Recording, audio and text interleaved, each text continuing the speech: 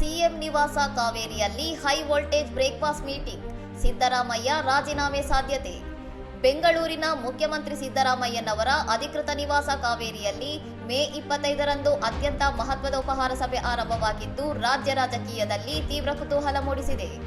ರಾಜ್ಯ ಕಾಂಗ್ರೆಸ್ನಲ್ಲಿ ಕಳೆದ 4-5 ತಿಂಗಳುಗಳಿಂದ ನಡೆಯುತ್ತಿರುವ ನಾಯಕತ್ವ ಬದಲಾವಣೆ ಗೊಂದಲಕ್ಕೆ ಹೈಕಮಾಂಡ್ ತೆರೆ ಎಳೆಯಲು ಮುಂದಾಗಿದ್ದು ಮುಖ್ಯಮಂತ್ರಿ ಸಿದ್ದರಾಮಯ್ಯನವರು ಹಿಂದೆ ರಾಜೀನಾಮೆ ನೀಡುವ ಸಾಧ್ಯತೆಗಳಿವೆ ಎಂದು ಮೂಲಗಳು ತಿಳಿಸಿವೆ.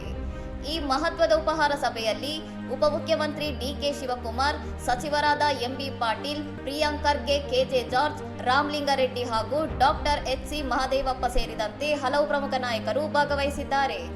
ಡಿಸಿಎಂ ಡಿಕೆ ಶಿವಕುಮಾರ್ ಅವರು ಸಿಎಂ ನಿವಾಸಕ್ಕೆ ಆಗಮಿಸುತ್ತಿದ್ದಂತೆ ಸಿದ್ದರಾಮಯ್ಯ ಬೆಂಬಲಿಗರು 5 ವರ್ಷ ಸಿದ್ದು ಅವರೇ ಸಿಎಂ ಘೋಷಣೆ ಕೂಗುವ ಮೂಲಕ ಡಿಕೆಶಿ ವಿರುದ್ಧ ಬಹಿರಂಗವಾಗಿಯೇ ಆಕ್ರೋಶ ಹೊರಹಾಕಿದ್ದಾರೆ.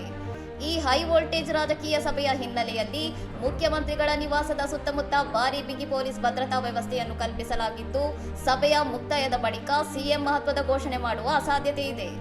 ರಾಜ್ಯದಲ್ಲಿ ಇಷ್ಟೆಲ್ಲ ರಾಜಕೀಯ ಬೆಳವಣಿಗೆಗಳು ನಡೆಯುತ್ತಿರುವ ಬೆನ್ನಲ್ಲೇ ರಾಜ್ಯಪಾಲ ಥಾವರ್ ಚಂದ್ ಗೆಹ್ಲೋಟ್ ಅವರು ಪೂರ್ವ ನಿಯೋಜಿತ ಕಾರ್ಯದ ನಿಮಿತ್ತ ಮುಂಬೈಗೆ ತೆರಳಿರುವುದು ತೀವ್ರ ಚರ್ಚೆಗೆ ಗ್ರಾಸವಾಗಿದೆ.